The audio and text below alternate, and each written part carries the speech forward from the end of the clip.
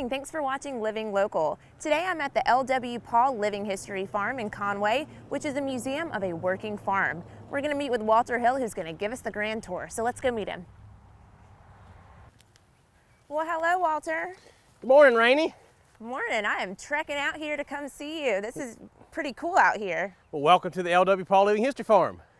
I've always seen it driving by, but I have never stopped in here. You have a lot going on. Have a lot going on. We're glad to have you today and tell you a little bit about what we have going on and what we have coming up. Yeah, I'm excited. So we are, as a working farm, always have something different going Yeah. on. So, whether something is being planted and being cultivated or something is being harvested and being preserved, there's always an activity happening year-round here at the L.W. Paul Living History Farm. Pretty cool, pretty cool. So what are you working on right now? Right now I'm stacking peanuts. Stacking So- peanuts. So that's what peanuts look like? When This they're is what like, peanuts look like. Let's take a close when look. they grow? They grow underground, and so we call it a peanut vine or a peanut bush. Wow. And so as we pull them up, we get all these peanuts on there. So here on the farm, we don't waste the peanut vine. The peanut vine is very nutritious, and it makes great hay for our livestock. So we're drying our hay and drying our peanuts on these little stobs. Once they get dry, we can yank them out of the ground, put them under the barn. We can take our time on a rainy day and pick the peanuts off and put our hay away. That's super interesting. So give me kind of an overview of the Living History Farm. Like, what is its purpose? How long has it been here? All that Sure. good stuff. So we opened the L.W. Paul Living History Farm in 2009. Okay. We are a sister to the Horry County Museum downtown. This museum mission is to preserve and educate the public about the history of the farm family in Horry County Okay. in the first half of the 20th century, 1900 to 1955.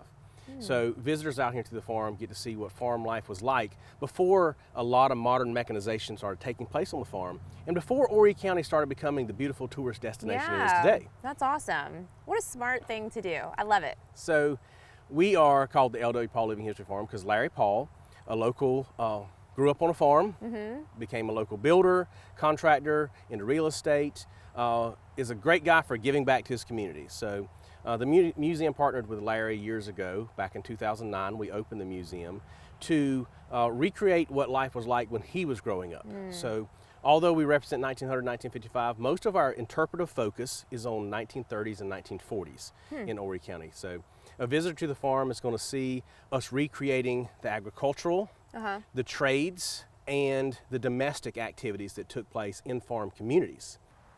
So what is this contraption? So Rainey, this contraption is our cane mill, Okay. or sugar cane crusher. So That's you like what it syrup? looks like, a crusher. I do like syrup. Syrup, yes. syrup on your pancakes. So everybody knows about maple syrup, right? Right. And how about cane syrup? Not as much. Not so much. Yeah. So most of our table sugar is cane sugar, so everybody's familiar with that. Mm-hmm. But on the farm, we weren't producing sugar, but we were producing cane syrup. So we had this machine here that would crush our sugar cane so Okay. that we can extract the juice from it. So that juice is what's going to go on to make our syrup. So on a Yeah. farm family, or on a farm, the family could grow sugar cane and could produce syrup somewhere within their community and have it as table fare throughout the year.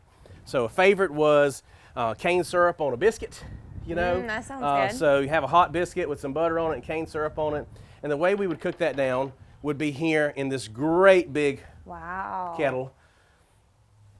Around October time, it starts looking a lot like a witch's kettle, of course.